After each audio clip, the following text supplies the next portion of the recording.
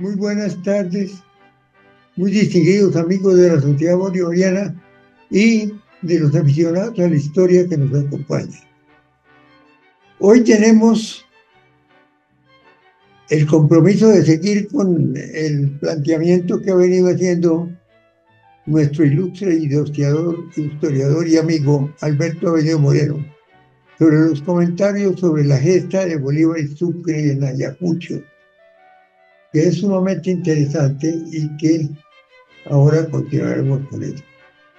El doctor Avelio es un gran historiador y un gran periodista, es miembro de la Sociedad Académica Colombiana de Historia, miembro de la Academia de Historia de Bogotá, de la Sociedad Bolivariana de Colombia, de la Academia de Pensamiento, expresidente del Centro de Estudios Colombianos, el director de varios medios de comunicación, como El Nuevo Siglo, Excelsior, Nacional, Porvenir, Incertidumbre en México y la agencia de noticias FCNA. Tiene obras como Colombia Irredenta y Bolívar y Manuelita. Geopolítica, Bolívar como contrarrevolucionario, así como más de 200 ensayos sobre historia y cuestiones internacionales. Hoy nos va a complementar la primera parte de su conferencia sobre los comentarios sobre la gesta de Bolívar y Sucre en Ayacucho, que es un punto sustancial de la historia que tenemos que mirar con mucho cuidado, especialmente en estos momentos de incertidumbre y casi de locura que estamos viviendo, donde no se respeta nada, nada vale y estamos directos hacia el precipicio. Adelante, doctor Alberto Abello.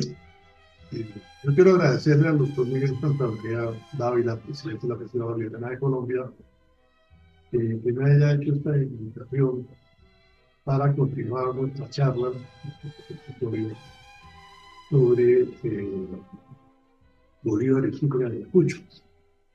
Esos son comentarios sobre los hechos acaecidos, sobre otros hechos que influyeron en ellos, en su estrategia, en su visión del Estado, en su visión de la el poder, en su relación con las autoridades de estos países que se movieron, con los caudillos y toda su política es demasiado compleja, pero como estamos hablando de gentes especializadas que conocen muy bien estos temas, se pueden tratar, porque si vamos a ver, una es la política que se desarrolla en Venezuela en el momento de la emancipación, donde allá surgen esos caudillos bárbaros con una potencia terrible, a la cual tuvo que enfrentarse el Libertador y le pasaron tantas cosas, pierde la base de Puerto Cabello, sale en exilio.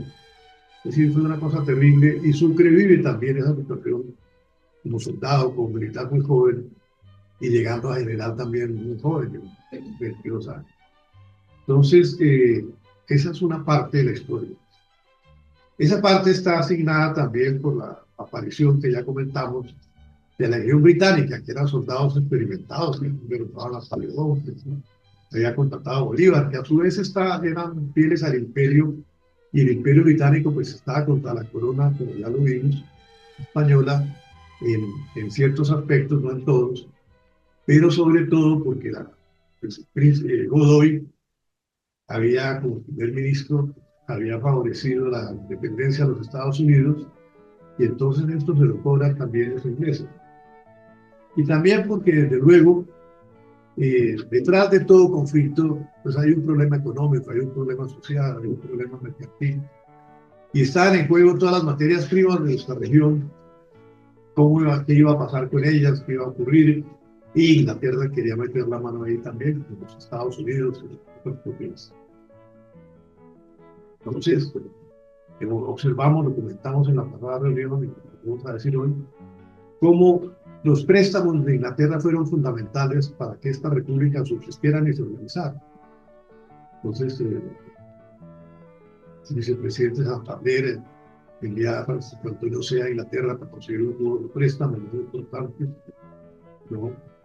E inclusive Sea es tan buen negociante que consigue vender un poco de platino, todavía no se comercializa el platino, a un banquero semita de Londres, y al parecer murió ahogado al regresar a las zonas del Caribe, podía cortar ese platino. Pero también los chilenos piden un préstamo importante para intervenir en la contienda del Perú, préstamo de 1 millón en aquella época, mucho plata. Argentina también. Y ya como el préstamo, casi toda la plata que le habían prestado a Santander se había venido a parar a Nueva Granada. Bolívar consigue algunos de algunos parroquianos que han logrado liberar en Quito, que le den algunos dineros a cambio de un futuro préstamo que va a pedir, poniendo como fiador del Perú a Colombia. Entonces, ¿por qué menciono esto de los préstamos? Porque detrás de toda guerra, toda contienda, están las finanzas. Hay que comprar los cartuchos, las balas, equipaje, los caballos, los cañones, la artillería, todo, la movilidad. Para darles una idea nomás, cuando iba para la batalla de Junín, el Libertador, cerca de las tropas viajaban también detrás 6.000 cabezas de ganado. 6.000. ¿No? Porque había que alimentar a la tropa, porque había que tener todo listo, había que tener maíz, todas las cosas, así como había que tener repuestos para las armas, y todos los encuentros representaran una especie de pequeña cruz roja, todas las cosas. Es la parte de la que no se hablan las batallas, pero que también es fundamental. Y fuera de eso, había el problema de que las tropas argentinas que participaban en la competencia, las tropas chilenas, eran bastante disciplinadas en general, aunque algunos que otros fallaron, pero en general eran más disciplinadas que las colombianas, estaban compuestas de llaneros y de guerreros que habían sido muy independientes. Sus cosas me tocaba ir coordinándolos para disciplinarlos cada vez más, cosas de las cuales se encargaba desde luego el ejército. Había un problema grande que lo han tratado muchos historiadores de diversa forma, que es el problema de la conciencia histórica del Perú. Los peruanos, muchos de ellos eran verdaderos partidarios de la monarquía. Los indígenas habían tenido por siglos a su manera una monarquía. Ellos estaban protegidos por el Estatuto de Indias que ha aprobado gracias a Isabel la Católica, y sentían que les garantizaba su existencia, su vida, su normalidad.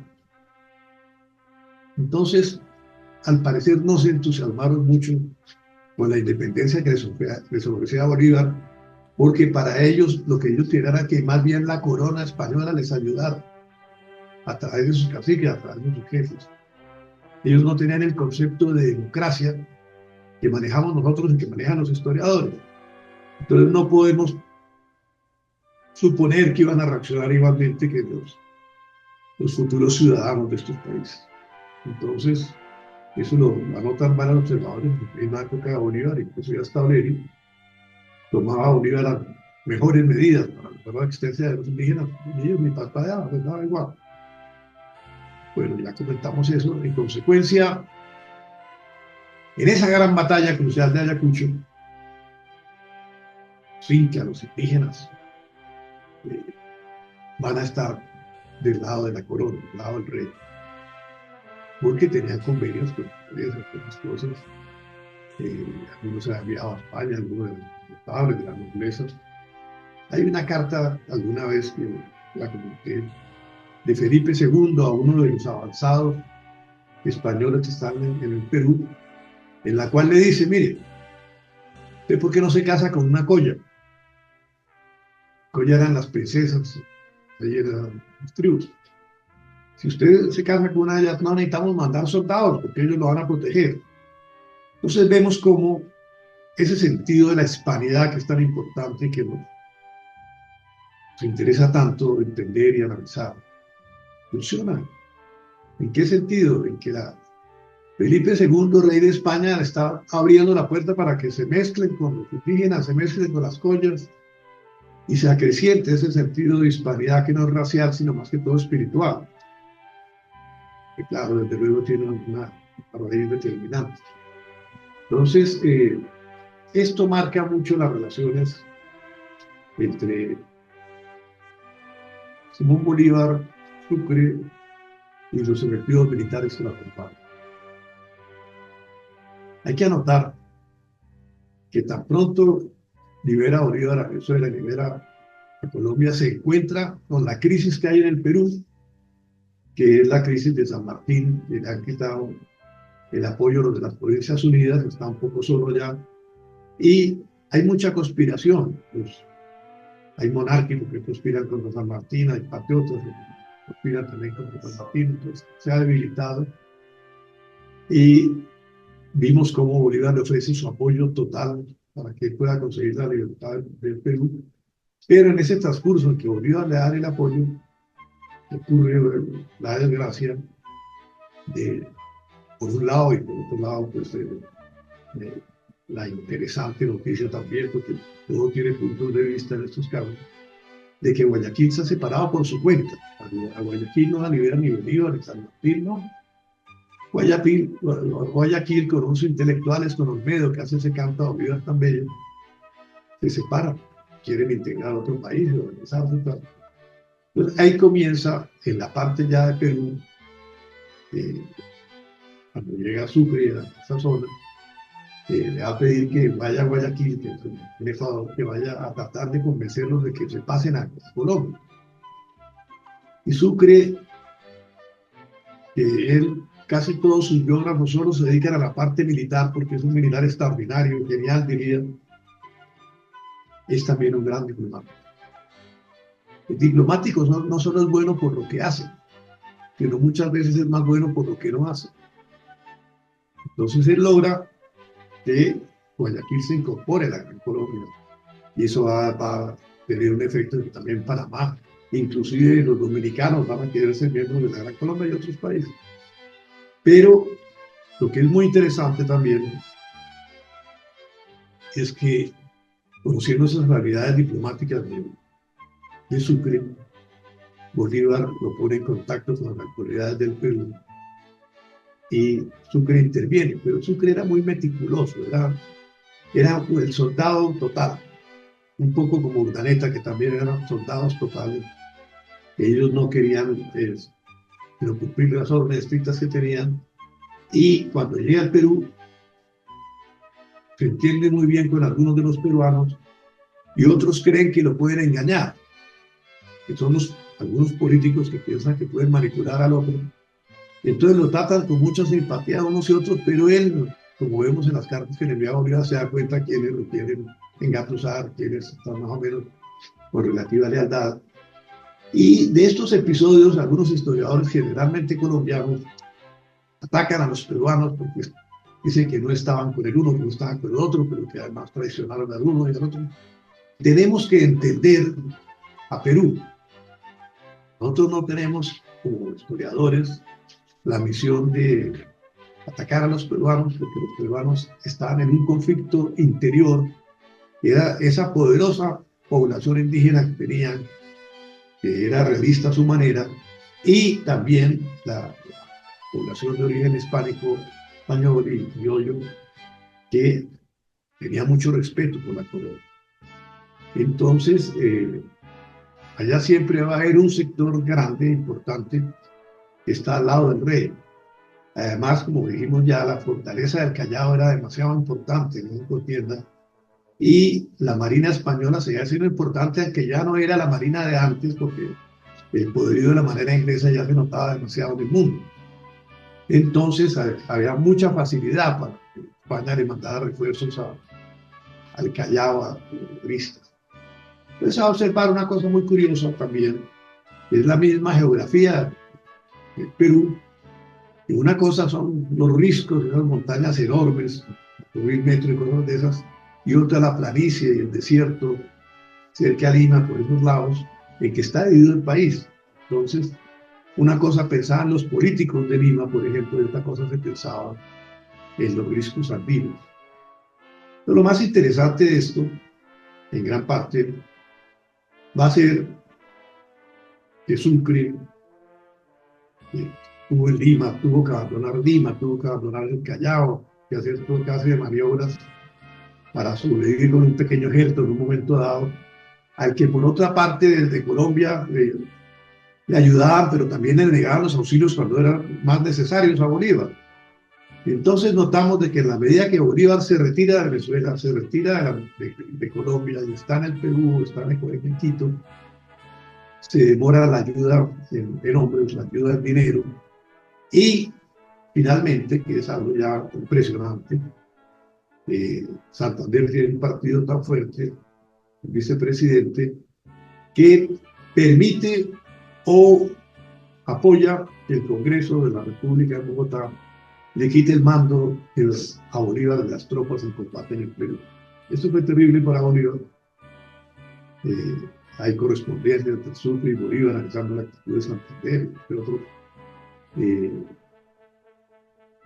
Y es evidente, pero Santander tiene la responsabilidad económica del préstamo que se había hecho y de manejar las finanzas de Colombia. Entonces él veía la situación difícil, la crisis económica en el país era grande, pero Bolívar la veía aún mucho más, que si no se ayudaba a Perú, Perú podía caer en manos otra vez de la monarquía, y eso habría hecho retroceder a toda América, porque Perú era un país demasiado importante, demasiado poderoso. Además ya vimos cómo los realistas de Pasto, hombres y mujeres, habían detenido el avance de Bolívar con un valor, con una temeridad terrible, y ahí desde Pasto arrancaba, pasando por Quito y por el Perú, una fuerza monárquica decidida ante la población. Fuera de eso quedaban reductos pequeños en la Nueva Granada, quedaban reductos pequeños en Venezuela monárquica, a pesar de que Bolívar había prohibido cualquier posibilidad de tenderse de nuevo por eso. Entonces, la situación en Perú se va complicando muchísimo porque en la medida que Bolívar avanza y es derrotado, también surgen rivalidades con los políticos del Perú, con los generales del Perú, y nos encontramos con casos como el del general Lamar, que parecía ser el libertador del Perú, sobre el cual le informa Sucre. Lamar tiene 5.000 y pico de hombres en este momento, más de 10.000, y está haciendo, con determinada estrategia, se está moviendo por los rizos cercanos a la sierra peruana, de una manera que de repente puede tener un encontronazo fatal y le puede ir más. Bueno, ni que fuera profeta. Perdió un ejército de 3.000 hombres en Santa Cruz, que era importantísimo, y que con los efectivos que tenía Sucre y algunos que tenía Bolívar hubiera podido servir para dar la independencia del Perú. Eso fue un desastre total. Fuera de eso, ya el ejército que tenía Lamar, ante el acto de estos personajes, Valdés, ejército muy experimentado, muy organizado, elementos muy valientes y muy decididos que lucharon con todo el empeño, con toda la voluntad, por que se conservara la monarquía en América. Y como ya esta guerra llevaba tantos años, mucha gente estaba cansada de guerra, ¿no? No entendía que siguiera la guerra. Resulta que Bolívar no podía parar la guerra hasta que no se liberara toda América. E incluso cuando estaba en el Perú, ya estaba pensando en si había que liberar también a Puerto Rico, si había que liberar a Cuba, y qué se podía hacer con Brasil y la Santa Alianza. Con muchos juicios, Santander le dice que no vayan a guerrear con Brasil, con que tuvo los incidentes militares Sucre por el lado del Alto Perú, y entonces también se pensaba que se iba a hacer porque ellos estaban dentro de la Santa Alianza. Entonces la idea de Bolívar era la libertad total del mundo hispano. E inclusive, llegado el caso, ir hasta España. Bueno, eso no se hizo nunca. De todas maneras,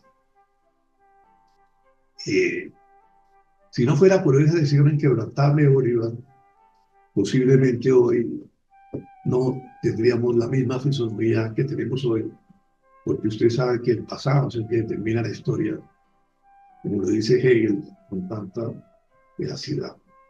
Así que Bolívar, que tenía un sentido de la historia muy profundo, entendía que no podía parar, ni aún estando enfermo, ni aún estando en crisis política, ni aún cuando le negaban los auxilios de Colombia, le quitaban el mando, podía parar. Y entonces, por fortuna, ahí pasa algo así como la pareja criminal en el mundo penal griego, que se encuentra con Sucre, que Sucre puede suplir muchas de las instancias que Bolívar no puede suplir.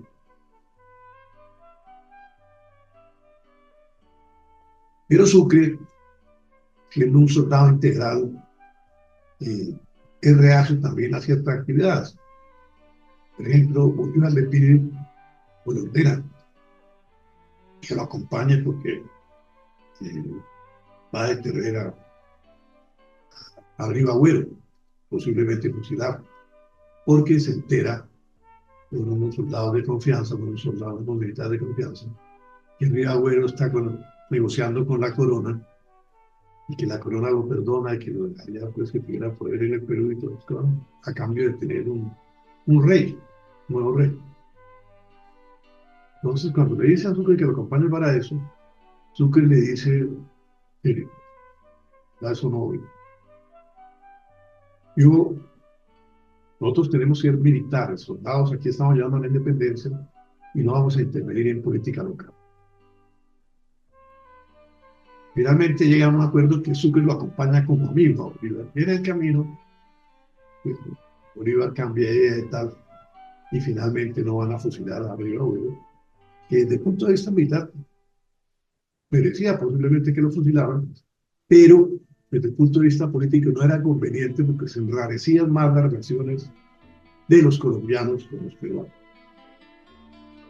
Pero eso le pasa con otros políticos del Perú, con otros militares, algunos se fusilan, pero en general Sucre se distingue por una cierta magnanimidad en ese campo. Hay también un aspecto que se discute bastante entre los historiadores, los cronistas, y es el papel que juegan Bolívar y Sucre, no solo en la guerra, que también es complejo, ¿no? Porque Bolívar ya no tenía el mando de las tropas colombianas a través del Congreso de Colombia, pero era comandante jefe por cuenta del gobierno del Perú, entonces podía dar órdenes también porque estaban en el Perú. Entonces, y de acuerdo con Sucre, inclusive cuando no le llegaba la Contraloría, le pedía que le aconsejara qué es lo que va a pasar, qué es lo que vamos a hacer, ¿no? Porque Sucre lo admiraba muchísimo.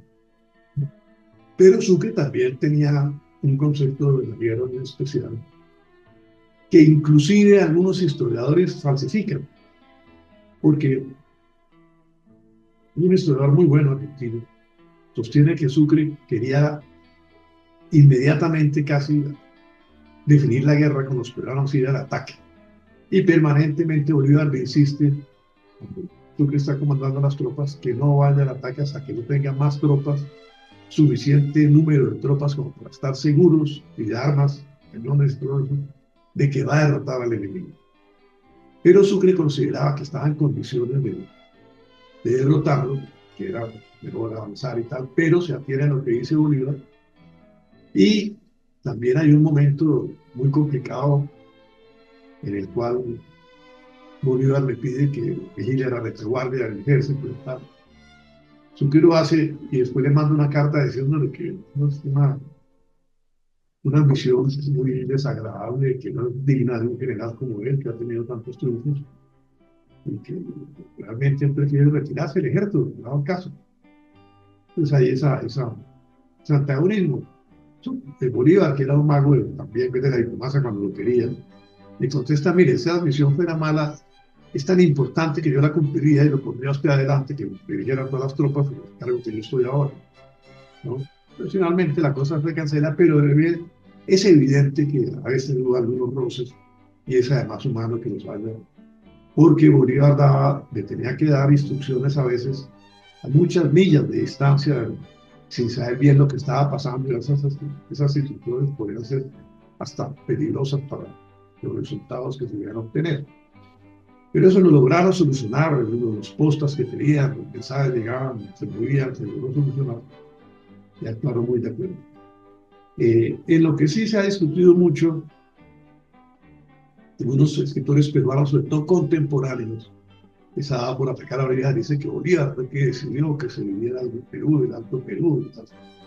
Resulta que lo que se llama Alto Perú dependía de las provincias de La Plata.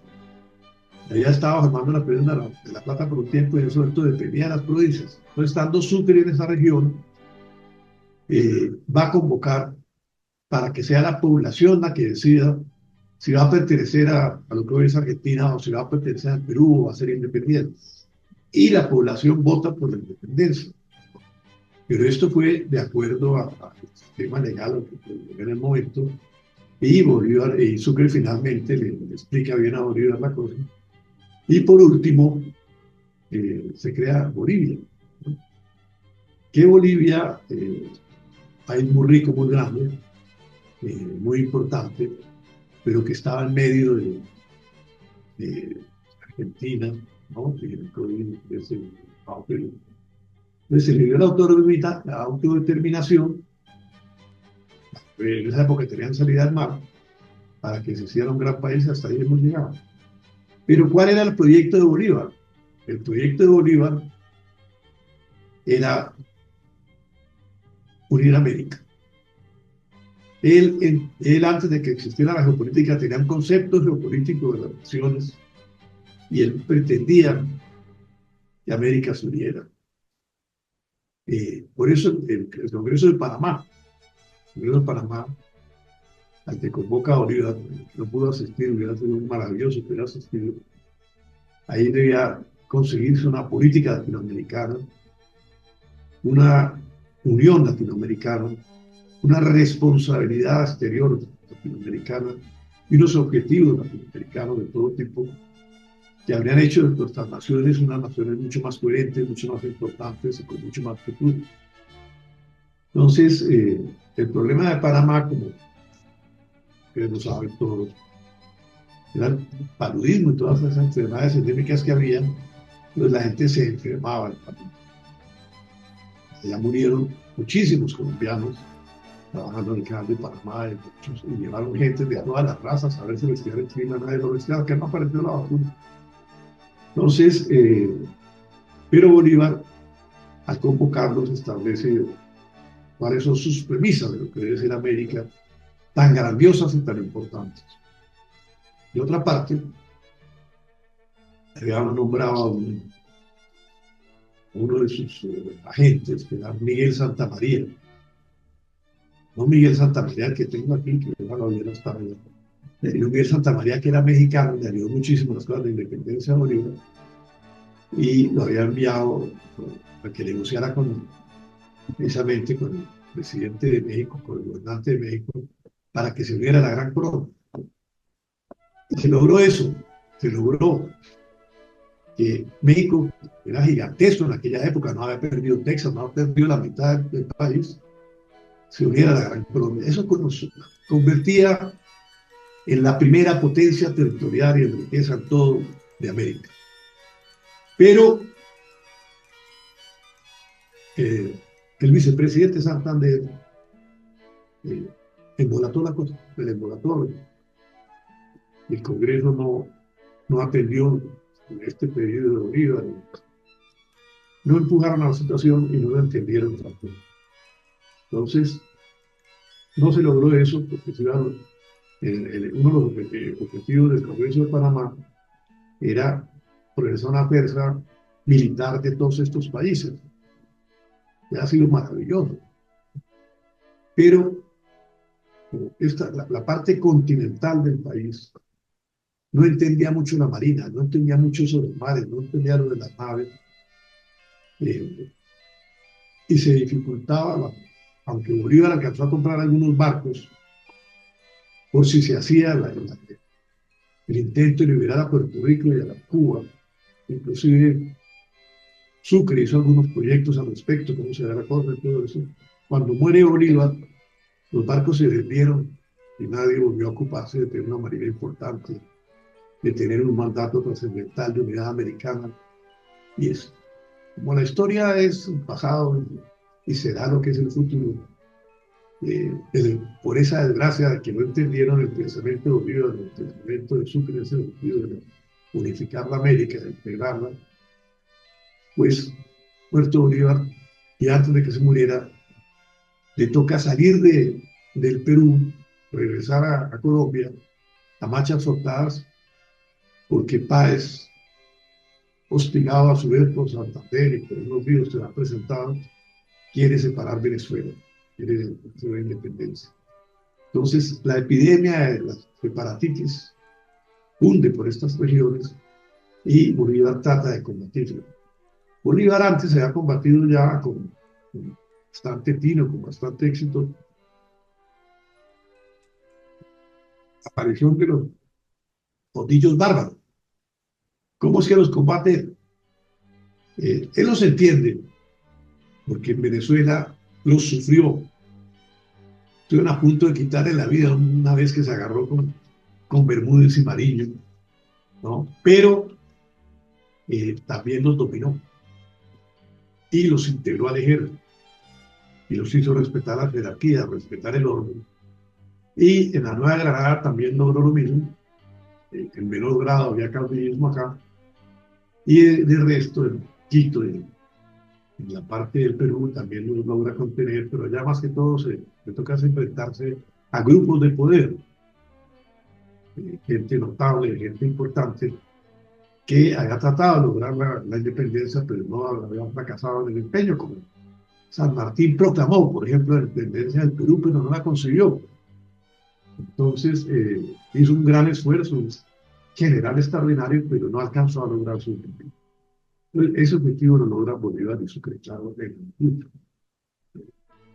Ayacucho, como vimos, es una batalla que está conectada un poco después de la de Junín, porque en Junín, por primera vez en territorio peruano, las lanzas de nuestros llaneros actuaron y destrozaron literalmente la caballería. Hay relatos de cómo fue ese destrozo, cómo fue esa batalla a cuchillo y con espada, donde no se disparaba, y las lanzas fueron definitivas. El único que están de acuerdo todos los autores que todos la cuentan distintos, según la versión que hayan vivido. Entonces, esas lanzas fueron determinantes en esa guerra, y Bolívar confiaba en ellas terriblemente. Estos guerreros españoles que estaban allá no tenían la experiencia de haber luchado contra los lanceros llaneros nuestros, y obviamente la mayoría la tuvieron una sola vez porque murieron precisamente en esa oportunidad. Esa batalla es muy importante y quedó un cierto temor, un cierto pánico, esas tropas selectas que tenía España allí vieron que de repente podían ser derrotadas. Yo nunca las había pasado por la cabeza porque eran muy buenos, muy organizados, muy efectivos. Y ya cuando se enfrenta a Sucre y a Ayacucho, pues obviamente las tropas colombianas estaban ya más crecidas, más seguras, habían conocido más el terreno, ¿no? Hay que anotar que Bolívar está peleando en una geografía que no conocía, que estuvieron conociendo, eso es más difícil. Usar una estrategia, cualquier estudio, cualquier cosa. ¿No? Esta batalla de Junín tuvo una característica, es que en una de las partes había como una especie de hueco donde no cabía ser un soldado, y por ahí se valieron las tropas para atacar más a los españoles, muchísimo. Entonces, pero eso fue el azar, eso no se sabía. Ya la batalla de Ayacucho, pues sí, toda América estuvo representada de alguna manera ahí, y podemos considerar que la mayoría del continente. Es decir, esta fecha tiene tanta importancia como puede tener el descubrimiento de América por Colombia. Por desgracia, como Colombia, el gobernante de Colombia hoy decidió romper relaciones con el Perú de una manera, pues, tempestiva, sin un verdadero razonamiento diplomático, que nada, sin por cuenta de que él apoyaba a Castillo, lo metieron preso, que era el presidente del Perú, porque trató de encerrar el Congreso y violó la Constitución. Y aquí se declararon solidarios con Castillo, pero se rompieron con Perú, algo absurdo, porque es una nación hermana, total, en que tuvimos que ver totalmente con su independencia, y nos queremos mutuamente como pueblos, pero este gobierno nos lleva a esos extremos. Entonces, por eso nos quejamos, comentamos en la pasada charla, que habría sido la gran oportunidad para que España y América se dieran un fuerte abrazo en Ayacucho de unidad americana, continental en todo sentido, más en estos momentos que, por ejemplo, en la Casa Blanca se le ocurre decir que van a suprimir el castellano, provinciales y tal. El castellano es el segundo idioma en el mundo que más se habla, es un idioma trascendental, muy rico, produce los mejores escritores, es decir, es un idioma que lo necesita la humanidad, y desde luego eso será revisado seguramente en España para que ya el rey de España ha protestado públicamente, por eso fue que me enteré, y esperamos que Casa Blanca se reflexione más adelante de la importancia que tiene todo el mundo hispano para ellos también. Entonces, como dijo Miguel de la Muro, sin Bolívar no se entendería la hispanidad. Bolívar es tan grande que caminando yo por calles de Madrid, en unas ciudades de España, se encuentra uno de repente con una estatua de Bolívar, ¿no? Fraile Barney una vez decía: yo nací en Cuba y soy español. Bolívar, Miranda y Bello nacieron en Caracas y son españoles, han nacido españoles en ese momento. Eso lo digo para refutar a un personaje pues, de una academia que no entendía el fenómeno de la hispanidad. Entonces, quiero que la oportunidad de esta revisión que estamos viendo esos comentarios en esta batalla de Ayacucho, de Rey La Serna, que fue herido 3 veces por arma blanca en el estómago. Todos estos canteras, todos tuvieron un valor, una decisión, un coraje españoles y americanos tan grande que en otra oportunidad que tenemos que unirnos otra vez los americanos con España y celebrar, conmemorar este evento que no se pudo conmemorar con la grandeza que querían, porque inclusive aquí lo que hicieron en esa misma fecha, por esos días, fue ponerle la cruz de Boyacá a la bandera del M-19, pues, algo increíble. Pero la historia siempre se impone, la verdad, la historia siempre trasciende, y estamos seguros que en este momento cada vez es más importante que las Fuerzas Armadas de América defiendan la democracia, defiendan la libertad como lo hicieron en aquellos tiempos, porque sin ellas no habría habido libertad de América. Entonces, cuando esto se consolide y pues vamos a tener en todas partes gobiernos democráticos y gobiernos que respeten la democracia, respeten la Constitución, vamos a intentar que se puedan celebrar y conmemorar estas hazañas de Bolívar y estas hazañas de Sucre, que son de tanta trascendencia, porque lo primero que hizo Sucre cuando lo nombran presidente vitalicio de Bolivia, es decir, que no se quedaba sino durante 2 años y que se aplicaría la Constitución de Bolívar. Lo mismo en el Perú se aplicó la Constitución de Bolívar. Entonces tenemos que estos hombres, que eran caudillos de esa gesta tan importante, lo primero que hacen es legalizar la cuestión, constitucionalizar, defender los derechos de los ciudadanos, defender las libertades, tomar medidas para fomentar la educación, para defender la libertad de todo tipo. Y esa misión que ellos tuvieron en esa época debe ser también la que deben cumplir los militares en nuestra América, de defender la democracia y la libertad y defender las instituciones que hacen posible esa democracia y la libertad, como es también el sector judicial. El Poder Judicial hay que defenderlo totalmente en cuanto a su independencia, y en eso nos tienen que ayudar las Fuerzas Armadas de América en esa misión, porque realmente cuando los pueblos votan cada 4 años, cada 5 años según su constitución, pues están avalando la democracia tal, pero quienes la defienden día a día son los militares, son las fuerzas militares. Entonces, tenemos que volver a esas fuerzas militares, la mística, el profesionalismo, el fuero militar, la dignidad, la autoridad, porque es que el que se entra a la carrera militar, como dijeron Sucre y Bolívar, entra a jugarse el destino, a jugarse la vida, a apostarlo todo a una carta, tiene que tener una defensa. Si la sociedad les da armas, les da uniforme, les da organización, les da una serie de condiciones de vida y tal, la sociedad también tiene que respaldarlos para que ellos puedan cumplir la misión de defender la democracia. Más en un país como Colombia, donde más del 70% del territorio nacional está en manos de la subversión, y en este momento nos encontramos en una situación terrible que no tenemos una aviación que pueda defender nuestro territorio. Tenemos un país decaecido, sin voluntad. En la política no se habla de alta política, no se habla del orden público, no se habla de libertad, no se habla de lo que hay que hablar, sino que todo se conforma, muchos se conforman con decir fuera Petro y no más.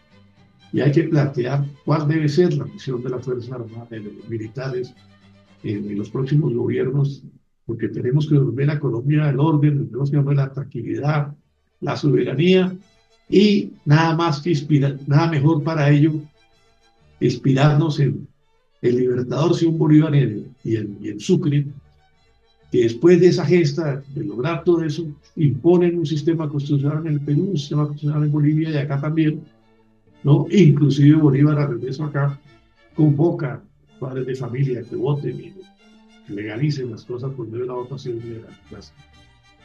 Entonces, esa vocación democrática de Colombia la reafirmamos totalmente haciendo estos comentarios tan generales sobre estos personajes, tan trascendentales como Sucre y Bolívar. Y le agradezco mucho al doctor Santamaría la generosidad por haberme permitido hacer estas observaciones generales. Yo había querido que no sean tan largas como las de la vez anterior. En la vez anterior estamos informando de muchas cosas que pasaban en el Perú que son desconocidas, pero hoy no nos vamos a poner en la tarea sino solo sobre esos hechos trascendentales. Muchas gracias. Muchas gracias, muy distinguido y gran historiador Alberto Ruiz. Te agradezco muchísimo la conferencia, porque ha sido verdaderamente iluminante. Es muy importante que la gente tome conciencia de todos estos hechos que han sido tan sumamente importantes en la constitución de nuestro país. De manera que es muy interesante escuchar de los oyentes los comentarios sobre lo que acaba de expresarnos aquí el doctor Abello. De manera que por eso, además de felicitarlo a él, con todo el énfasis que sea posible, invitar a los demás a que hagan sus comentarios y nos cuenten a ver cómo les parece. De manera que invito a ver cuál quiere intervenir en alguna forma. Miguel. El coronel General Mario. Señor. Bueno, pues, en primer lugar, la vez pasada no pude hacer ningún comentario relacionado con la intervención del doctor Abello por problemas técnicos, pero hoy ya podemos reunir los conceptos de la pasada con la actual presentación y hacer un solo resumen muy corto con relación a lo importante que ha sido esa intervención. Esas dos intervenciones del doctor. Es clarísimo para todos los ciudadanos que tienen conocimientos de lo que ha ocurrido, conocimientos históricos y algunos conocimientos militares, de lo que ha sucedido en América y en Colombia, pero especialmente en lo relacionado con la batalla de Ayacucho. Es indudable que es una batalla que tiene unos componentes políticos, militares, estratégicos, geoestratégicos, que son inmensamente importantes, que decidieron la suerte de América del Sur, podríamos decir de América Hispana. Por eso es significativa y muy importante las dos conferencias que nos ha dado el doctor Alberto Abello. Tiene él la facilidad y los conocimientos que le facilitaron traernos el recuerdo de todo lo que ocurrió en esa importante, significativa batalla. Sin los conocimientos que él tiene y que nos ha expuesto, es difícil manejar el conjunto de lo que ocurrió. Hemos tenido la suerte de entender lo que él se ha esforzado en transmitirnos con relación a esos hechos tan importantes, como dije antes, no solo para Colombia, sino para América. Es importante decir que la política tiene un toque muy significativo, alta política, en los temas estratégicos y geoestratégicos. No se puede pensar en esas dos ciencias sin tocar la política grande, no la política de mermelada esa que tenemos aquí, con bárbaros que manejan y mandan, sino la política de verdad, la que tiene un sentido que da la democracia y la libertad. Nosotros hemos venido acostumbrándonos a oír el cuento de democracia y democracia sin ser la verdadera, la que realmente Bolívar quiso que tuviéramos y la que le quiso dar a los pueblos de América. El doctor Abello,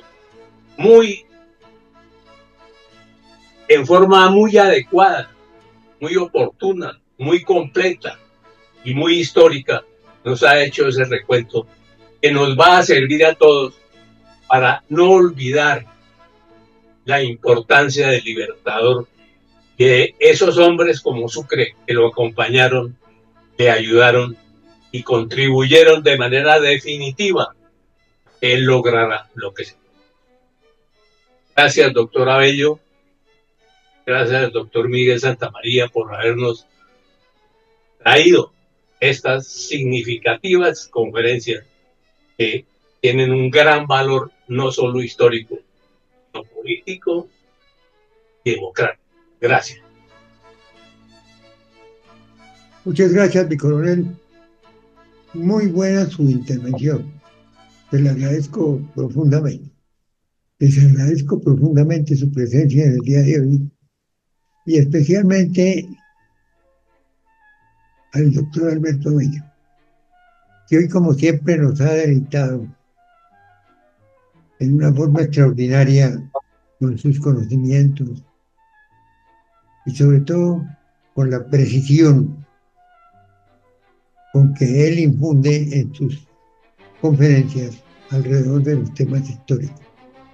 Porque esto requiere un extraordinario conocimiento, una gran información sobre todo el tema, para poder llegar a hacer conclusiones prácticamente perfectas, que son para los que no hemos tenido que leer absolutamente todo, es una herramienta fundamental. De manera que esa participación del doctor Abello hoy ha sido verdaderamente iluminante. Muchas gracias por su presencia en esta conferencia, que ha sido de una enorme importancia, porque nos aclara muchos puntos de esa batalla que fue fundamental para la independencia de América. Ese fue el punto de cruce de todas las circunstancias que nos rodeaban en ese momento. De manera que muchas gracias al doctor Alberto y a los muy apreciados amigos que hicieron mi intervención, que lo tendremos aquí dentro de 8 días. Un gran abrazo para todos y muchas gracias.